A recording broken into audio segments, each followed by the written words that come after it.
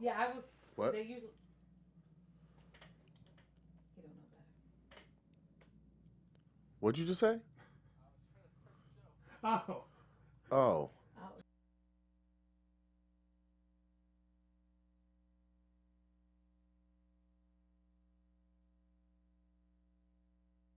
Oh, secret. Yeah. Yes, I couldn't. I couldn't hear you, and then I don't think you could hear me. Oh. We are. Sorry.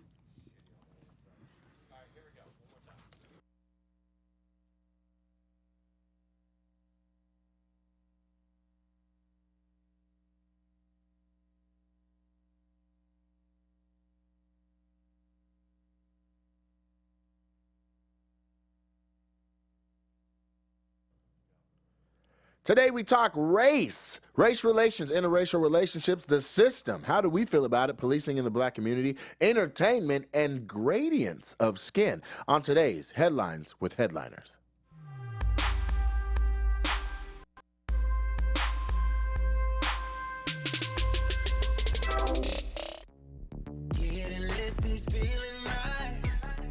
I can't dance today. I cannot dance. I refuse to do this. On today's show, On today's show. I'm gonna need you to dance. Hey. Hey. Oh, Oh, he opened it up.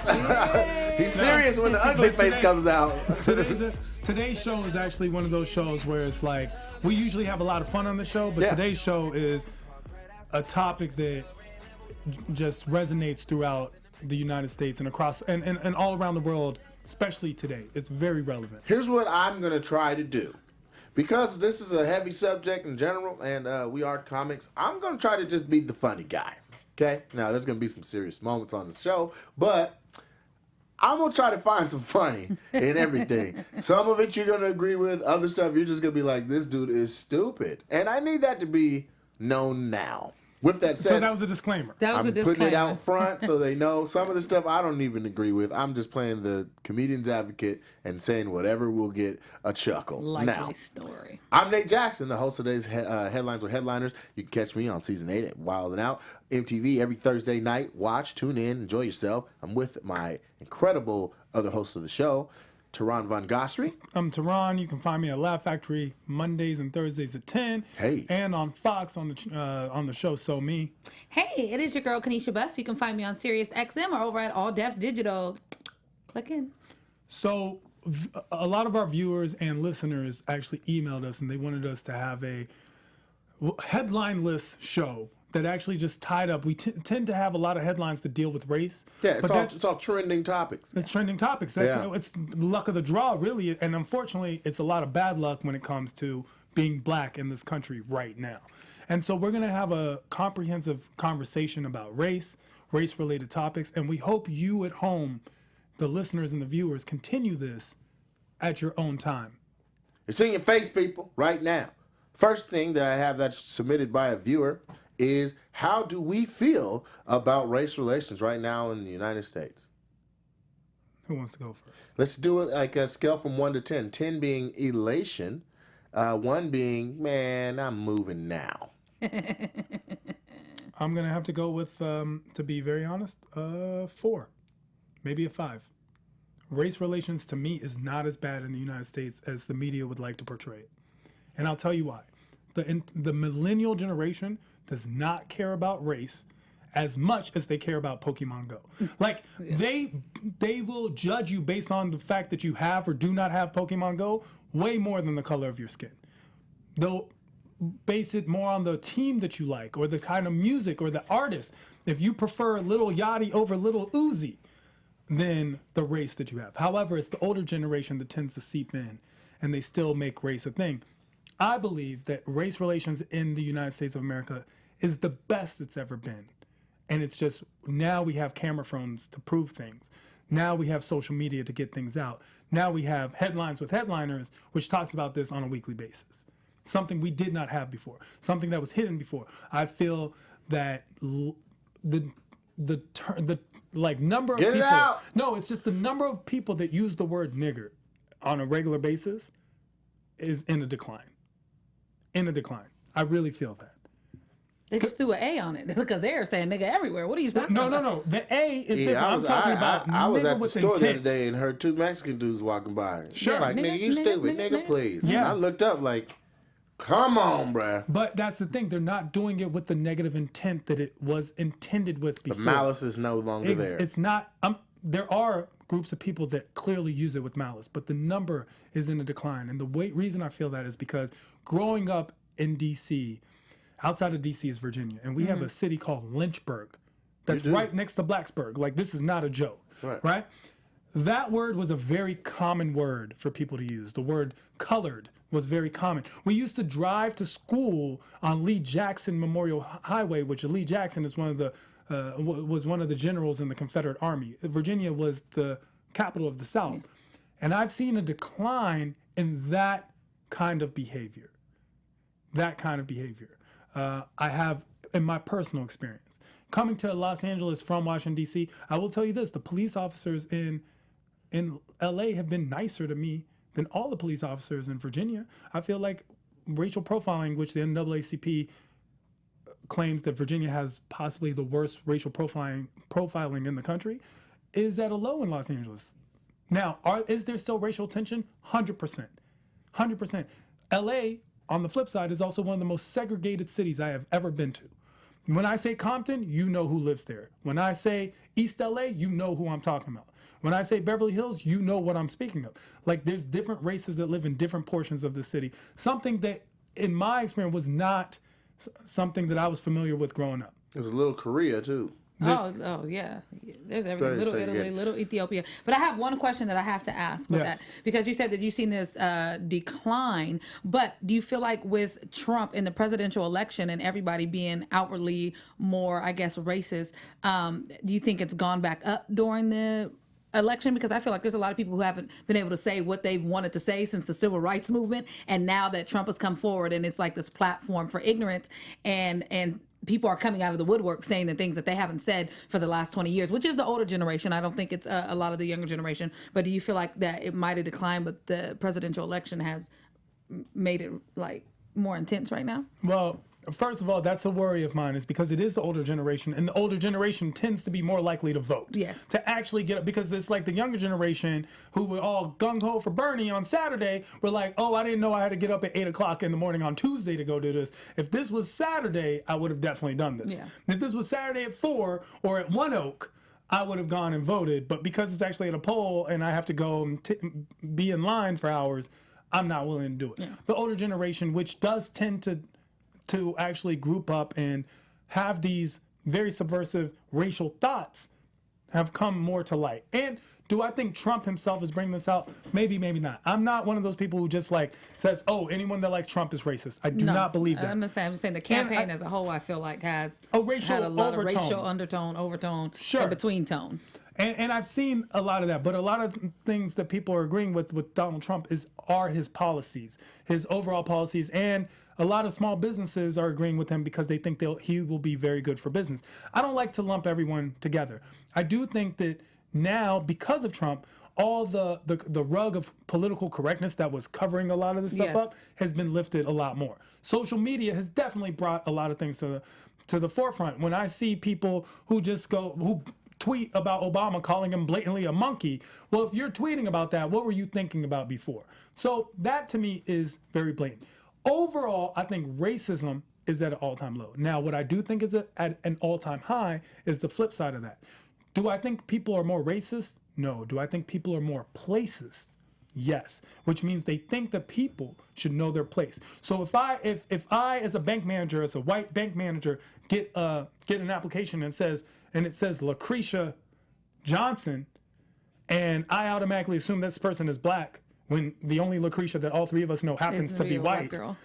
Lucretia, and they just pass over that and they're like, Lucretia's not gonna work here, right? So that's what I think is at an all-time high. And discrimination. In a lot of ways. Being discriminatory, but not as racist as they were before. Because I've noticed a lot of people, and I've noticed a lot of white people, are very comfortable around black people who also act stereotypically white. It's the concept of how they're acting. That's what it really comes down to. Like, it's not that they have a problem with the skin tone. They have a problem with the cultural aspects or what they think of as the wrong place. And that's what they have a big problem with. Did you just separate the skin tone from the culture? I did. You can't do that. But I can. And I think a lot of people do. And I think a lot of people do. I don't think maybe it shouldn't be done, but it is done. That is something that's what I'm saying. You can't. No, I don't think you should, and I think that when African Americans assimilate all the way into Caucasian culture fully, that's what they're trying to do. They're trying to separate their skin tone from their culture, and what that represents. That's the whole thing. If you watch, I'll give you something simple that a lot of people were exposed to, but there was a special on ESPN about OJ and his entire life and how he basically disavowed his blackness and his culture and his roots to the blackest parts of San Francisco, his friends and family, and all that, because as he was growing in sports, he was trying to transcend race and be OJ Simpson and not have any association with his color or his culture. And I think that ended up being his downfall. Because then there was no one to actually have his back or be supportive of him when he went through what he went through. Not to make this about OJ, but to bring it back to trying to make a disconnect between the color of a person's skin and the culture that they are. I think that the two actually go in black hand. There should not be a conversation where black means ghetto. And that's what the media has overwhelmingly tried to project onto people. No, you know who's black? T.S. Eliot. You know who's black? Marcus Garvey. You know who's black? Martin Luther King. These are black people. Ralph Ellison was black. Very educated, very articulate, very well spoken. I don't think anyone would question their blackness, correct? And yet people do when it's now. And when I say now, I remember the day that I decided that I was going to not have a separate voice anymore. Because growing up, especially in the area that I grew up in Potomac Gardens, which is a hood, which is a project in Washington, D.C. There was a time where I had my school voice, meaning my white voice, and my black voice, where when I was speaking to black people in the neighborhood, I would have a different tone and a different slang and a different way. So it went from yes sir, yes ma'am, to what up yo, what up y'all, and I decided, wow, why am I doing this? And I was very young at the time. I was like, why am I doing this? Why am I separating respect? Why am I deciding that a white teacher deserves more respect than a black neighbor? I'm going to call everyone sir. I'm going to call everyone ma'am. I'm going to give everyone the proper respect by speaking to them properly with proper, articulate, eloquent words that I know, because I'm not going to play dumb anymore. That's what I decided. There is nothing black about being ghetto. There's nothing black about being stupid. There's nothing black about not speaking proper English. But here's the thing. I agree with that being a noble thing for you to say, I'm going to speak to everyone the same. I'm going to merge my two experiences and be one experience for everyone. But that then begs the question for me, what made you choose to speak to everyone with eloquence? Because you could have made the same choice nobly and spoke to everyone hood. You could have. Because and I can appreciate improper. I can it's appreciate improper speech. You can call it my improper. ideas are very, very urban. My speech patterns will not be. I'm a gangster with a law. Let me put it like this: an Australian is going to talk Australian to everybody with an Australian we accent. will hear their accent. Sure. So you chose to speak to everyone a certain way. Just because you say, yo, what's up, y'all, what's up, whatever, you don't say sir or ma'am, doesn't mean you're stupid, doesn't mean that you have less intellectual capability. You made that choice at a young age to say, I'm going to sound like whiter. It's not to whiter. Everyone. I understand. Is it whiter? I feel like saying it's whiter always gives us the less educated. Thank you. I didn't choose that, though. I'm telling you, he made that cognitive choice. But it doesn't mean that it's whiter, because if you can know 50 black men that speak like that and like, you know what, those are the black men that I want to speak like, it doesn't mean, but for you, I'm with you. I feel like I'm more comfortable talking the way that I talk in the vernacular. You should speak however you speak. If you add any negative connotation to African American culture, that's because you've been socially preconditioned. You've gone through symbolic interactionism and seen black people, and every time you saw it was on the worser thing, the smaller thing, the not as desired thing, the black babies, and from jump. black babies are playing with little white dolls, and you can. I've seen studies done where they asked youth and they asked the little black girls which one of these are prettier, and they go towards the white. Who's They've bad been preconditioned based on the cartoons. We didn't even get a black Disney princess till 2-3 years ago. Princess Tiana. All of those definitions and illustrations of love and everything has been based on what we thought. We have a white Jesus as the picture here. So if you've been socially preconditioned to think that black or darker is lesser than, then when you have a choice to linguistically choose how you'll speak to everybody, you're either going to go with your most natural or you're going to choose from the one that you're... So let me... Which one is most natural to you? Let me correct that really quick. Yeah. And this is how I correct that. What you're automatically assuming with this, and a lot of people in society are, is exactly how Kanisha put it, is that the blacker version is the more vernacular version. However, the word ain't is improper. So I will not speak improper English. I will speak correctly. That is not black or white. That is simple, right or wrong. That is it. There's nothing black about being hood or ghetto. It is not, because when you see a group of black men somewhere and they come out of nice cars and everyone assumes that they must be athletes or drug dealers or rappers, and no one's first thought is, wow, that guy is a thoracic surgeon, that is a problem, because some of the best thoracic surgeons in this country are black men, and they should represent the stereotype just as much. And it has nothing to do with speech pattern. If you feel you can call someone and tell if they're black or white because of the phone, that's a problem. So if I come here as my dad did as a foreigner and comes here, the objective goal should be to retain his original language, which is Farsi because he's from Iran, but also learn English and speak it without an accent properly in its proper form. That should be the objective goal. And it is the objective goal for a lot of people, which is why Africans come to this country and also have a disconnect with black Americans, because they come to this country and they feel that these things are their goals, and black American the average black American, in their opinion, tries to muddy that view. Here's the thing. True equality and true fairness across race relations is not just being able to hear somebody on the phone and tell they're a different culture or say that's a white person or a black person and then to judge them accordingly. Assess that. Of course. The judging accordingly comes with being socially conditioned to think that there is a place for each race.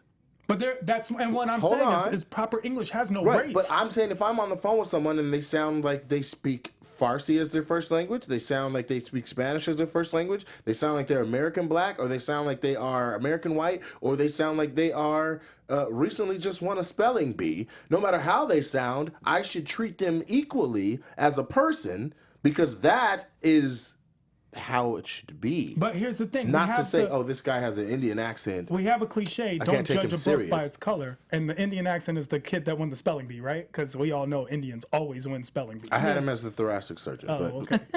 But here's the thing. We have a concept. Which, by the way, I thought was a time period for dinosaurs.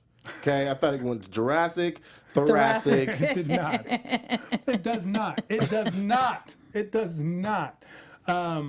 Going back to your original point is we should, however, we have this saying, don't judge a book by its cover. You know why? Because it's human nature to judge a book by its cover. And that's why we have it. We don't have a saying that says breathe, because naturally we just all breathe. So what happens is, while we judge books by their cover, when you walk in, let's say, God forbid, your mom had needed a surgery, and the surgeon comes in looking like Master B and talking like Little Yachty. Right? Who you have no idea who Little Yachty Plies. is. Yeah. Speaking like Plies. What's up, shawty? Yeah. Sweet boy play Saturday. Exactly. Sweet surgery Saturday. Would you feel comfortable at the Ritz-Carlton under the care, your mother under this person's care? I'm a shooter. I'm my own shooter. According to your logic, you should give them a chance just as much as you would a person who came in and spoke proper terms. I'm a shooter. I'm my own shooter. But we do all wear costumes. In fact, the word persona I disagree. Means mask. Here's the thing. There's a certain amount of professionalism I want the person who's going to be cutting my mom open and operating on. Of course. Yes. That has nothing to do with their nationality. There's a way. Of course it doesn't. There's a way that I would like their speech and mannerism. The speech. I'm just saying that's what I'm saying. If you come in and you are speaking as if you are educated and understand what you're talking about in this in this space, and it seems like you have a history of doing this successfully, there's a way a doctor carries himself. Whether an Indian doctor walks through the door, Of course. whether a black doctor walks through the door, Of course. whether a white doctor walks through the door. But you have to course. understand where racism exists, and you've been socially preconditioned, regardless of the amount of degrees or the amount of eligibility to do this. When you see a black person come through that door, no matter how many degrees, you go, my mom's But not that's safe. that's what I'm saying. What I'm speaking on is the fact that a black person comes in the door.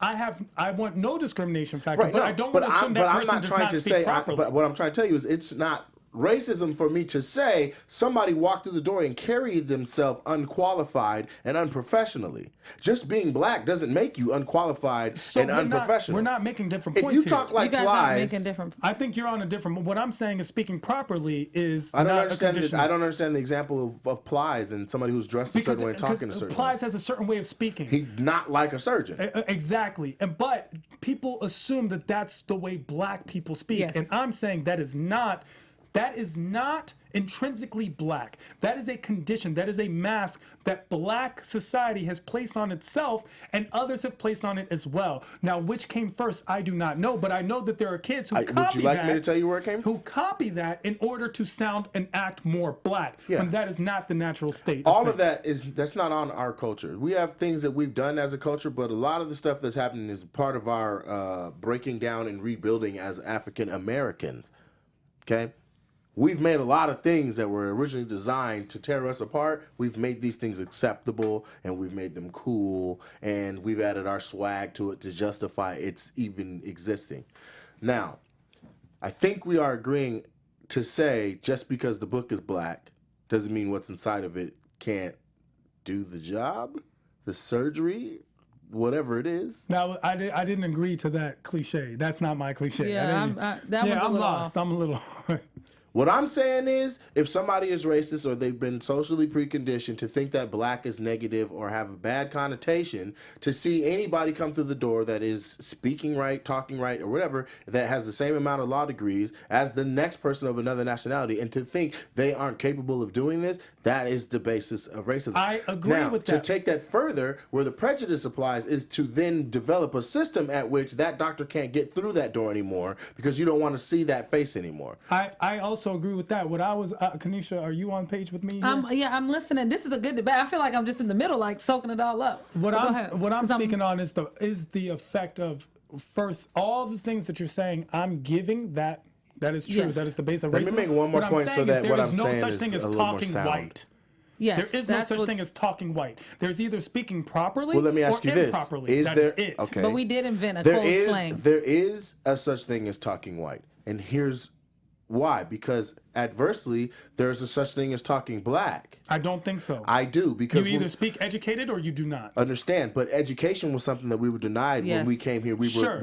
Our families were torn apart. We weren't allowed to read. We weren't allowed to write. We were learning English as our second language, as we all spoke languages from different countries, continents, tribes, not continents, but countries and tribes, and having to pick it up, and you're speaking English as best as you can. So when you go through, we are only a few generations removed. A lot of the time it takes to develop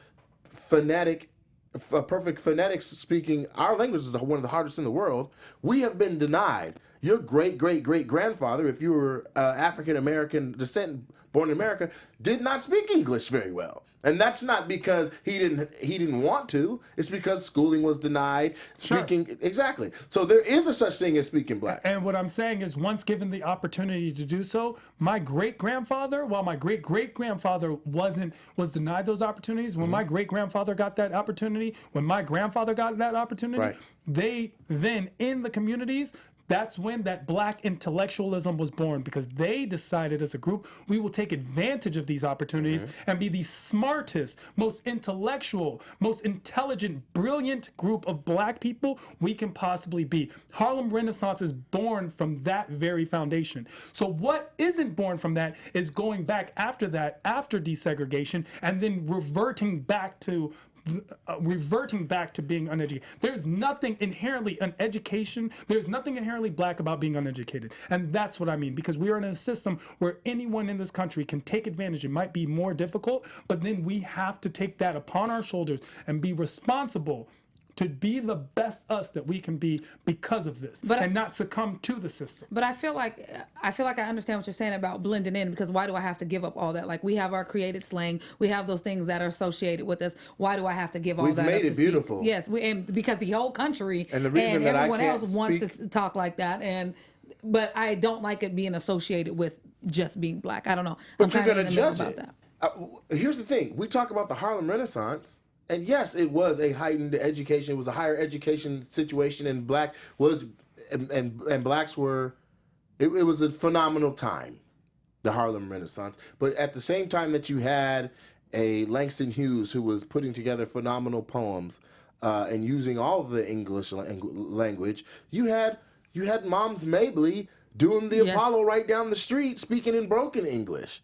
So that's what I'm telling you. Blackness is not defined by how you speak. It's not defined by how you're dressed. It's not defined by your degrees. It's all of it. You can't just say, here's the thing, if I put on a do-rag and you don't, and we have the same amount of knowledge of certain things, because I have a do-rag on, sure, which is designed for my hair, I am judged by the cover of my book. But to be appropriate, you do that all the time, which is why when you go into a bank, if you saw someone like Tehran with the bathrobe, who, by the way, I do have a list of degrees, if you saw me working at the bank, you wouldn't trust me with your money. That is the concept of I per se, professionalism. I'm not like that. But in general, but that's the basis of racism. But that's the thing. You look, when you are doing a statistic and there's an outlier, you actually don't just average in the outlier. What you do with the outlier is you throw it away. Right. That's simple. So when you say you and you're like, well, I'm different, well, great for you, Nate Jackson, but most of America does not agree with you. They do judge books by their cover, which is why doctors wear white, bankers wear ties, and gangsters sag their pants. It is a custom that they have developed in order to institutionalize a system of being judged by what you wear. Police officers wear badges for that reason, which is why that famous joke Chappelle has about, like, if a girl dressed like a certain way and then you assume she's a certain way but she's not, what if I dress like a police officer and she was like, excuse me, officer, and why would you assume I'm a cop just because I'm wearing a cop's clothing?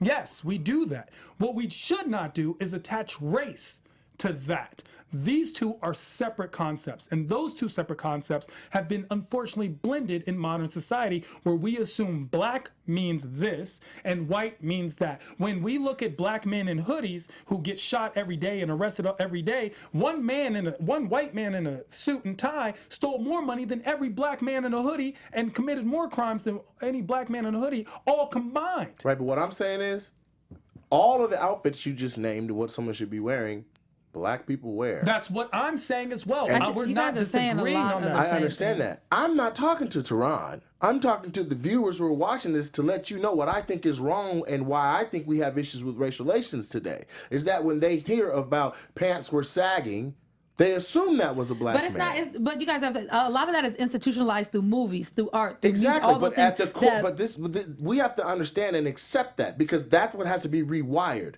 That's why so many black men are being shot, killed, and murdered right now by law enforcement of all nationalities. Yes. That's why. That's the thing. Because you've been shown in movies that wife beaters, sagging, do-rags, this kind of car, headlights out, always equals to they got guns, and my life is in danger. So they go into a situation with a heightened level of fear, and they don't handle it the same way they would as when they're pulling over a kid in Beverly Hills who's waving a gun. But I would also say we need to take responsibility for that as well. That's fine. As a black community, when we're sitting there talking about selling dope off the iPhone, when every song, we're going out of our way to convince people that we are hardened criminals and drug dealers and all that, with our music, with our movies, and then going, but why do you think I'm that? When we're blasting it, well, we've kind of gone out of our way to do so. Not necessarily we've gone out of our way, because we do, but we also, the people in power have gone out of their way to make sure to pay us to do those type of things, to make sure that's what's being projected, because they can't get it. But look at how many people are rapping. Why would you go right past a conscious rapper to show trash? Yes. And to further push to that. dumb people down. Well, not only that, exactly, and you're trying to monetize and you're trying to sell. Yeah, so that's what that's about. And I'm saying we are now seeing the error of our ways. We are now seeing where the tipping point, we're there. We've made it to the point where you have shown black people in a light so long and such a way that now our lives have not been given as much value as somebody of the same age, same gender, the same amount of time on earth. And to the point where there have been times there's a legal report where judges say that when a black kid commits a crime and a white kid commits a crime, and then the black kid gets up to 3 times, the average is 3 times more punishment than the white child, they one of the number one reasoning, 46%, said that it's because the black child just looked older. That was weird. Tamir Rice got shot at 12 because the police officer said he looked 23, waving a toy gun. That is a true statement. So when we're looking at these things, it has a lot to do with projections, which is why I began with the speech pattern, which is why I began and then spoke about the music, is because a lot of it is stuff that we can break ourselves. We don't have to portray or perpetuate the stereotypes amongst ourselves. And it happens because when I was in school and decided to speak properly, black kids were the first ones, and I was getting straight A's, and I was valedictorian. Black kids were the first ones to be like, oh, you sell out. Why don't you want to perpetuate stereotypes? Why do I not want to? What are the consequences of it? The consequences are getting shot by the police. What else? Perpetuating stereotypes, but you place yourself in a box. Right, but what else? What are the other consequences of perpetuating a stereotype? I mean, you place yourself in a box where now. So you said can't Lucretia can't get a job. Cops will shoot you. What else? I mean, these are main points. What are you looking for right now, Nate? More examples. More examples of what's bad with stereotypes? Because a lot of Americans think that stereotypes just happen in America. They do not. These stereotypes are perpetuated throughout the world. Right. In other parts of the world, people. Jobs, cops, what else? Just success, level of success. So it's all. There's a ceiling over your success. Of course, it's all part of. It's all culminates into one thing. So it starts like, if 2 objects are traveling the same speed and they go like this in physics, they'll just eventually, as given over time, they will separate until the universe is between them 2. That's what's happening. As we speak, you're looking at the separation. Not only did we're not allowed to start the race soon enough, but everything is going to the point where we had a president elected in 2008, the first black president, who's actually just the first mixed race president. He is equally black and white. And yet people only recognize his blackness because for some reason there's an overwhelming thought that white is right, and even a drop of black blood makes you black. I don't know about the white is right part, but definitely 1 drop of black is supposed to make you black. Well, that's where we don't say the white is right as much. But here's it's what true. I'm saying, though. When I talk about how I feel with race relations and where we're at in our country today, my assessment of this is affected by the consequences of being black and perpetuating the stereotypes of black people, right? Sure. Do-rags, sagging pants, not speaking proper English, and all this actually have tangible consequences. They do. That's what's wrong with the system.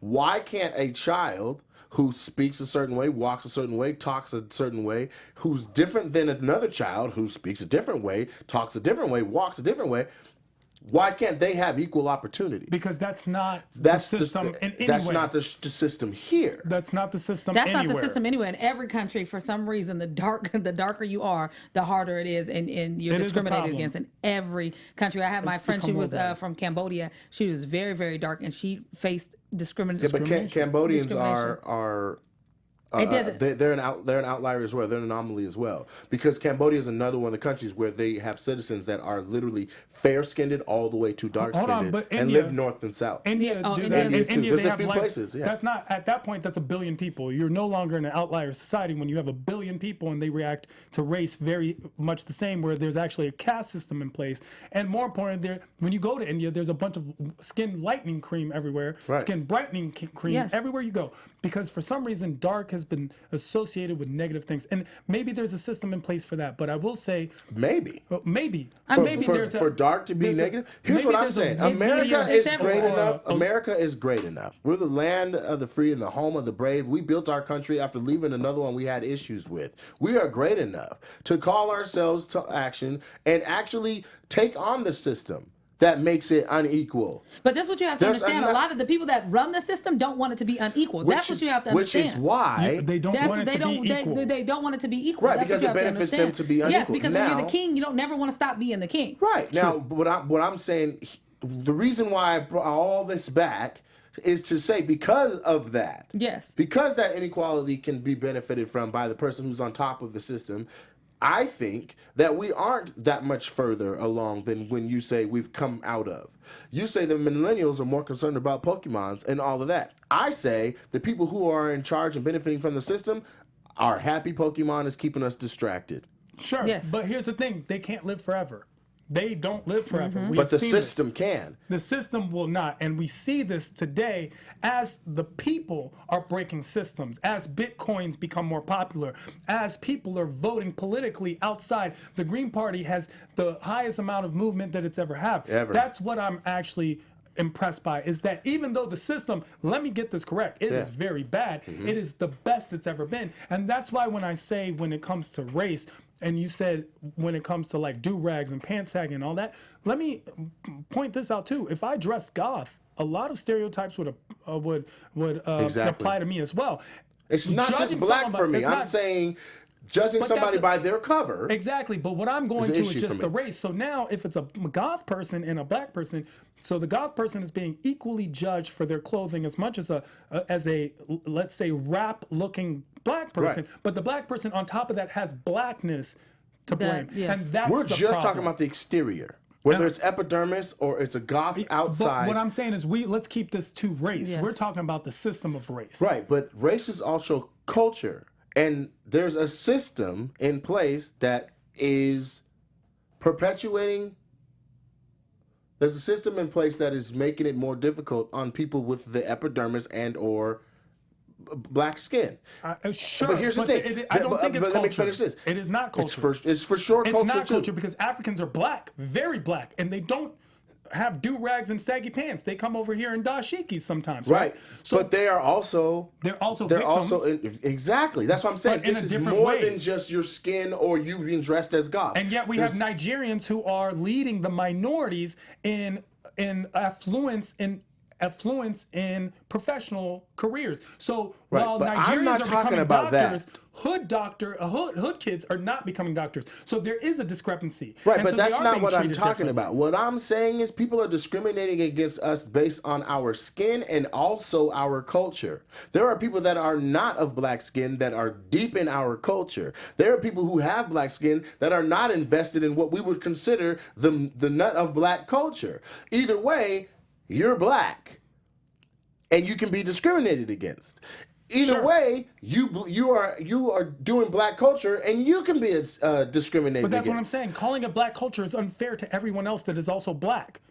No, these are To the think that do-rags are a black culture thing. They are a southern they thing. are two different They are things. an American thing. They're two different But things. I think it definitely, I'm sorry, I feel like it definitely could be a culture thing because we are the one with waves. Like naturally it was for waves. So culturally, your black men wear do-rags for waves. Yes, but have you ever seen a white person wearing a do-rag? Yes, and have they you ever look seen an goofy as Asian hell. person wearing a do-rag? Yes. Right. But So that's when it's them In trying movies, to... instead of trying to appropriate. to- But what I'm yes, to saying appropriate is, their culture exactly, and have they the are clothes literally on. being culture vultures and assimilating into African American culture. Yes. And that puts them at just as much risk. I don't think when so. somebody's judging by the cover or saying anyone of this culture is the subgenre, then yeah, they're just I as a don't risk. think so That's what because if you racism can, is. But here's the thing: if you can take off your do-rag Yeah. and not any longer be a victim, you're not. That is actually privilege. Is when you can learn Yes, about we can. racism. When you can take off, that is part of privilege. Yeah. Because I can never take off my skin. This epidermis is always there. And that's what the problem is that's why I'm saying it goes back to the system of race rather than anything else. That the system of place that you're speaking of exists more than ever, but this race, which is at a low, it still exists and it's very prevalent in our society. And that's why. So while you're speaking on placism, which is what initially I even said is at an all-time high, that concept of racism that is at a low is still extremely prevalent in our society. It is extremely the reason why we have so much strife amongst the people, and it's the most divisive term of the nature of unity, which this this country is supposed to be. We call it a community because it's communication and unity together. And yet, when we see it, there is no communication and unity amongst people of the upper echelon black class and the lower echelon of black class, meaning that even in the black society, we see a division, let alone when it gets to the white people. Before you open it up that far, sure, we can dial it back, and I will say I agree with you to what you're saying, I believe. Mm-hmm. But what I am saying is, in addendum to our epidermis and our skin being something that's not a choice and being discriminated against for it, I think that people are also discriminated against for culture. Here's the thing. The system cannot even be effective if all it focuses on is skin. That's not an effective system. If the system is going to break down a people and a culture of people, you have to attack the culture. You have to say, they do these things in these communities. This is where we will police. They eat these things in these communities. This is where we will put this type of food. They do these things in this field. This is what we will show. So if you have 10 rappers, you only show the ignorance, then you can perpetuate that our entire culture is ignorant, which can put us in danger when you then put your cops in our situation where they've been socially preconditioned to then police that and protect and serve. They think they are. And I'm saying that that's why the culture is, that's what the system is attacking our culture, and skin is that's just. But we get to decide because black culture is very new. We get to decide what it is. Our dollars are our biggest way of voting. Yes. We do not have to purchase. But when we talk about discrimination and we talk about you changing your vernacular from speaking whiter or black or however I said and that's what I meant from the beginning. There is no white or black way of speaking. There is only. But what I'm proper telling English you or not. is, on several levels, the way racism works is you're still black. I can see it. 100%. Whether you sound like it or not. And that's what I'm saying. Come through that door to operate on my mom, and your black ass ain't doing it. I can be That's educated, racism. and I can be educated. If I ask 100 black kids in high school right now to name me 10 Young Thug songs, they can name me 10. I ask them what are the lyrics to Panda, they can tell me the whole thing. What are your first 10 amendments? I guarantee you 90% can't tell me 3. I think it would depend on what school you're at. That has nothing to do with being black. I think if you were at a school in Chicago with 100% graduation rate and 100% graduation rate headed into college, that you may get different answers out of those students. Do they know more about songs? Sure, because black people are kinesthetic learners. Why? We weren't even taught from the beginning to learn other forms of it. That's why holding a book and reading it is a little bit more difficult. Kinesthetically, we want to touch it, grab it, hold it, feel it. Black people love science. There are amendment songs. We wrote, I'm just a bill from Capitol Hill. Hey. We can listen to those things, right? Yes. So we have the opportunity to better ourselves. If we know all these things, then we can change and we can be and that's where parents come into play. That's what he's saying is, if we understand that this is, if we understand that perpetuating these stereotypes ends in certain things, then why would we continue to perpetuate the stereotypes? Why not make the decision, the own decision, to hold yourself accountable? Pull your pants up. Speak differently. Go to the school. You have the ability to learn all of these things. You have the ability to change who you are so that you can be accepted into this society better. And then change it from the top. And what I'm saying is that is the problem with the system. Racism in and of itself is what makes that ridiculous that you even have to do that in the first place. But any system needs to be broken that way. Even Gandhi had to be a lawyer in order to free India. That's the way systems work. You can collapse the system or you can work within the system and make it to the top and then change it. So if President Obama started sagging his pants and wearing do-rags and it became more acceptable, that would be a different conversation. Of course, if all doctors sagged and all police wore do-rags, it would change the social construct. But it is not. So that social construct is created. What isn't created is my future as a black man in this country. And as a black man, I can go to college and I can get a degree and I can go to upper levels of degree and I can get a doctorate in something and I don't have to succumb and think that selling drugs and crack in my own neighborhood is cool, because there's nothing cool about that and there's nothing black about that. Yes, but I do think you can do all the things you just said that was about positive and enriching yourself. You can do all that while sagging with the do-rag in black skin. I did it in a bathrobe. See what I'm saying? But what I'm saying is I also understand when I face discrimination because of my bathrobe, I understand that. When I face discrimination because of the color of my skin, that is something that is unacceptable and I cannot understand. Right, but what we're talking about now is racism systems, the system we're in, and why is there systematic oppression? Why is there systematic prejudice? Why is different races dealing with different experiences? And starting from basically, it's like golf. Some people start from the white tees, other people start from way in the back. Why is it like that? Well, I think there's more than just there's systems in place. And what we aren't acknowledging is something that I do still see prevalent in our society. Have you read the Willie Lynch letter? Of course. Of course. So if the systems that he suggested in his 6, 7, or 8-page letter for saying how to break a man, how to break a culture, how to break a person, how to make a slave to last for years and years and centuries after he's gone are still in place, if we still put a value on the gradient of skin in India, in Cambodia, and right here at home, then how can we say that we are now in, when I say how I feel, when I give the state of my union based on race, how do I give my number? I take all of that into consideration and say that I think that right now we are at 3. So you have a problem. The basis of your problem is that he said 4 or 5, and then he feels like it's better. Is that what we're? No, because I feel like he has a right to his numbers by all means. What I don't like hearing, honestly, what bothers me, and it's beginning to bother me, is when somebody says, change your this, change your that, change your this, alter this so that you can. But I would say the same thing to a white kid of lower socioeconomic status. Right, but people tell us how we're supposed to behave in certain rooms, how we're supposed to behave. Everybody. It's not just one person. So you feel like you're conforming to the people that have set all the systems in place so that you can blend in with them. So that I can blend in and still not have the benefits that they get from it because I'm already the wrong color and the wrong culture. Begin getting the benefits is because you are in a situation where you are more educated, you are more professional, and that's just a play. I would give the exact same suggestion to a kid from Alabama who was white who acted like trailer trash. I would say, hey, trailer trash, you don't have to act that way. And in fact, it's actually that division that allows for lower socioeconomic white people in this country to constantly vote against their self-interest in political polls because they divide themselves from the black people, not realizing that when we say let's limit things like Medicaid and Medicare, it affects them a lot more, 68% more, just to be statistically factual, to the point where that many more people, 90% of all statistics are made up. Sure, but that sounds really cute and funny, but the truth is statistics are true, and they do exist, and the census does exist, and that the government has a very valid, great system for keeping these statistics, and they tell you these things.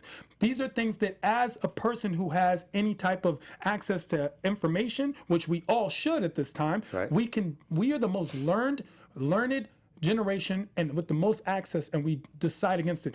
You read the Willie Lynch papers. Did you read them? Yes. You read the Willie Lynch papers. I read the Willie Lynch papers. It is now up to me to break that because now I know that that's what you're doing.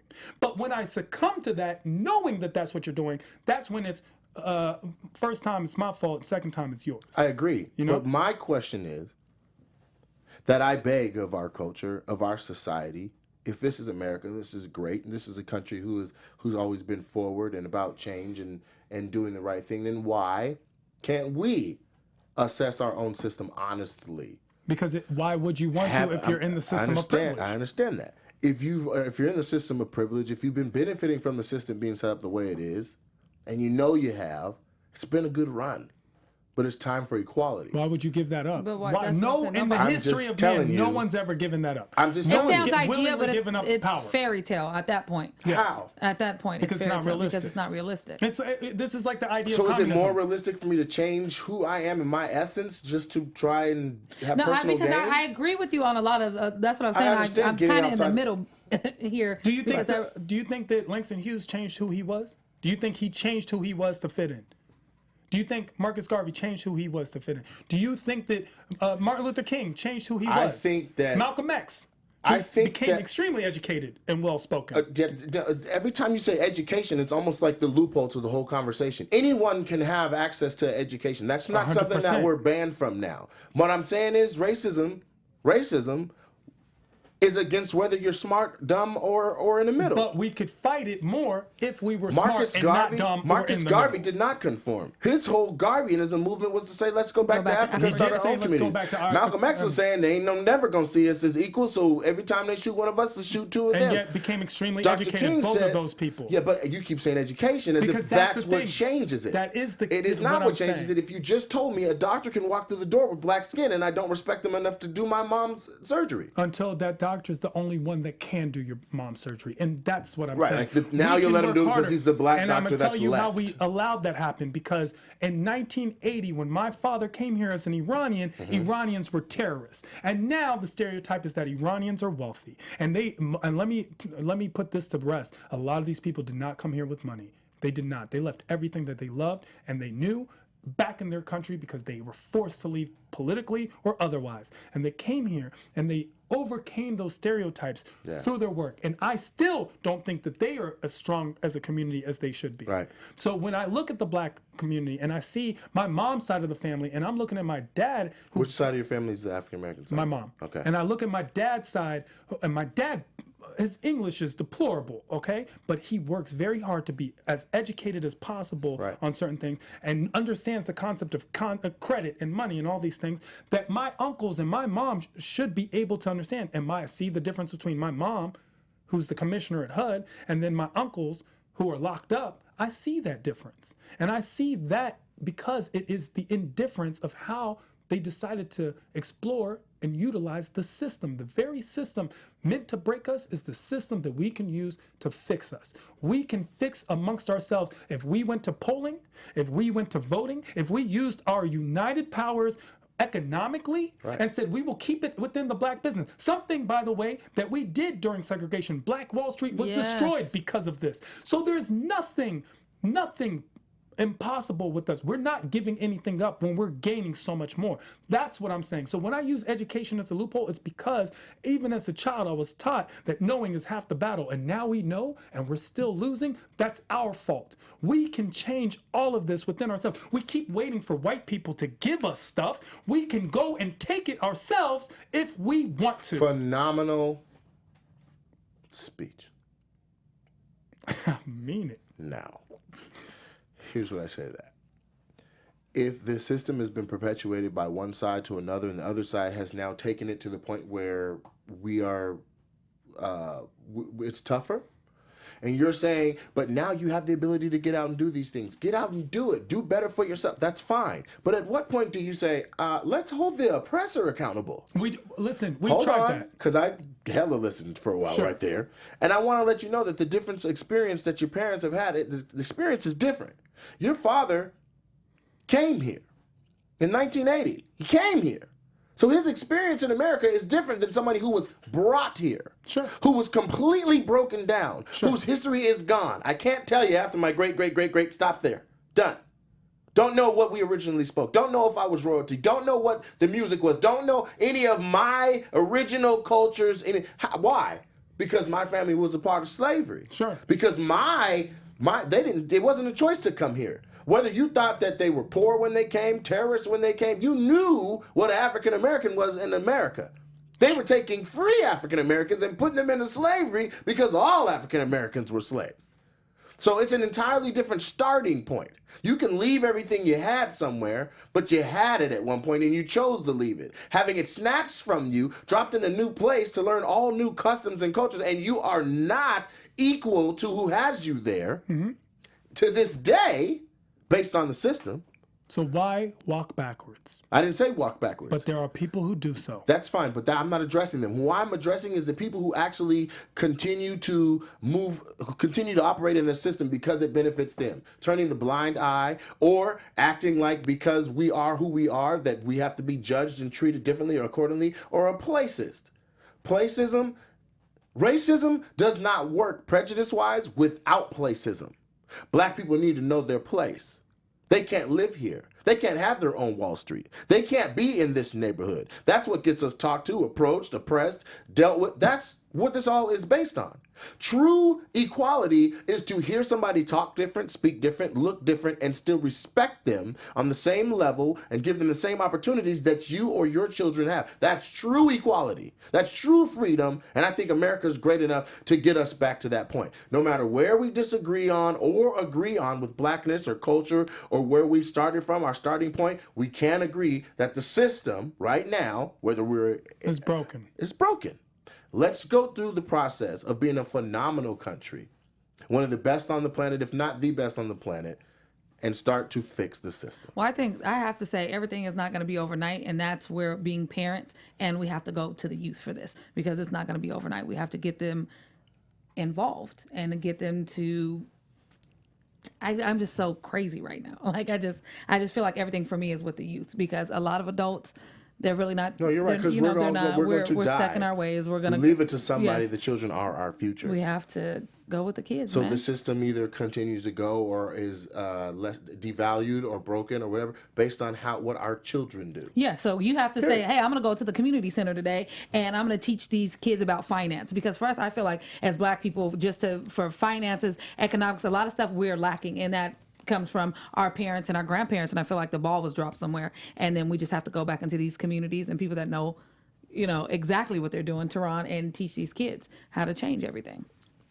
Well, there you have it on today's episode of Headlines with Headliners, which is we had several points on here. I think we kind of touched each one. We touched number so one. This was a nice. I felt like I was in the middle of an argument. I was just It was not. This is a comprehensive conversation, Yes. and this conversation does not begin or end with us. So Right. if you are at home, you are listening, we would love to hear from you, and I'm sure your friends and family would love to hear from you as well. So please continue this conversation. Please. This isn't about Nate or me being right or wrong. This is No. about us deciding and figuring out what we can do to make this a better place and a better world. Be the change. That's it. Let's make America great. Let's make America great for everybody. When you say for the first time. I was dead in the middle. How about that? Now, I wanted to time. apologize to the viewers who submitted these questions regarding interracial relationships, policing the Black community, and entertainment. We kind of brushed over gradients of skin, how we feel about it in the system, and we'll get to it. We will. There's more Headlines with Headliners. For sure. So, please catch me on Wildin' Out MTV every Thursday night, season 8, and NateJacksonComedy.com or on Instagram at Mr. Nate Jackson. Tehran, where can we find you? I'm at the Laugh Factory every Monday and Thursday at 10, amongst other nights. I'm also on So Me on Fox. Please at me at I Am Tehran on all social media. The diva, the dime, the goddess, Kenesha Bus. Where can they find you? Hey, check me out over at All Def Digital at our new movie Major Deal and Sirius XM. And Kenesha, Kanisha, is comedy. Yeah, she is. Awesome. Yeah. Make sure you check everybody out, follow us, and we appreciate you. Appreciate the time you gave us today. This has been Headlines with Headliners. From executives Keven Undergaro, Dario Kristen, Tiana Hobson, and the entire BHL staff, we would like to thank you for supporting Black Hollywood Live, the first online broadcast network dedicated to African-American entertainment. For questions and comments, contact us. info@blackhollywoodlive.com. Like us on Facebook, tweet us, or Instagram us at BHL Online. And I am the official voice of Black Hollywood Live, Scipio. Instagram me at KingXOBay. Thanks for tuning in. The views expressed here are those of the host only and do not necessarily reflect the views of BHL or its owners or principals.